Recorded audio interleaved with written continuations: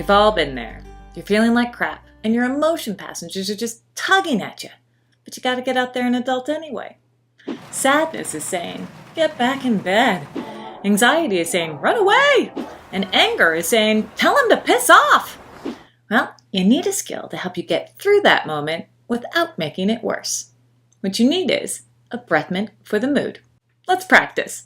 Hey there, Mindful Masters, and welcome back for yet another experiential skills clip on your journey of mastering adulthood. The skills we all need sometimes to go beyond adulting and become an emotional grown-up. If you don't have the book yet, I hope you'll pick up a copy and join us in mapping out your journey of self-discovery and emotional self-care. Throughout the book, we've been talking about how the way we feel emotionally can impact what we do with our actions, and how our actions can also influence how we feel emotionally. Well, the same thing's true for our facial expressions, and this universal hardwiring is really good news for when we need to downregulate an emotion. Just as particular emotions cause certain facial expressions can influence our emotions. But don't take my word for it. Are you willing to try it for yourself? Awesome. Let's practice. So here's what I'd like you to do. I'd like you to choose the emotion with which you've been struggling. Maybe something that's showing up on your dashboard forms, or even an emotion that you're experiencing in this moment.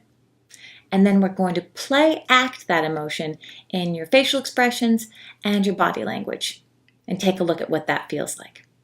So if you're struggling with sadness, you might slump your shoulders down and lower the corners of your mouth and hang your head low. Or if you're struggling with anxiety, you might tense up your shoulders and tremble a little bit, and widen your eyes as if you're scared.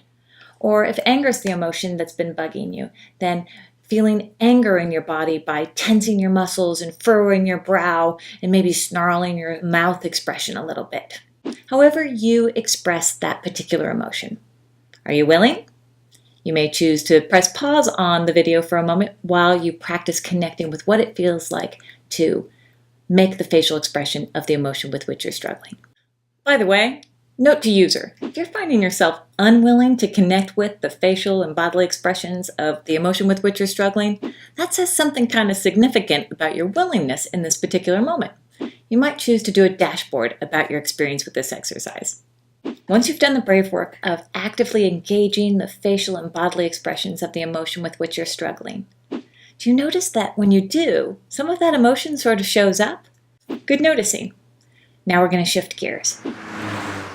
Now I'd like you to stonewall any emotional expression whatsoever. Completely hide that you're feeling any emotions. As you do, take a mental snapshot. What does it feel like inside your mind-body vehicle when you do this? What do your facial muscles feel like? Take that mental snapshot, and let's shift gears. I'd like you to lower your gaze or close your eyes, and just allow, without forcing anything, just allow the corners of your mouth to float up. And take another mental snapshot.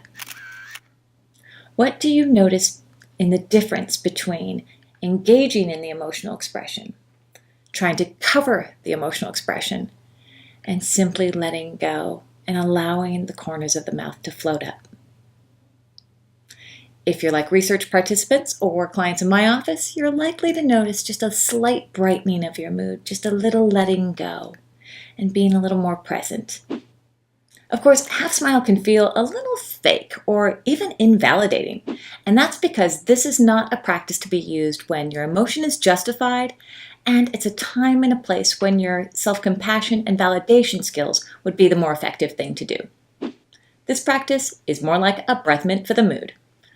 It'll get you through in a pinch, but not the effective choice for your complete emotional hygiene. So remember, not every skill works for every person.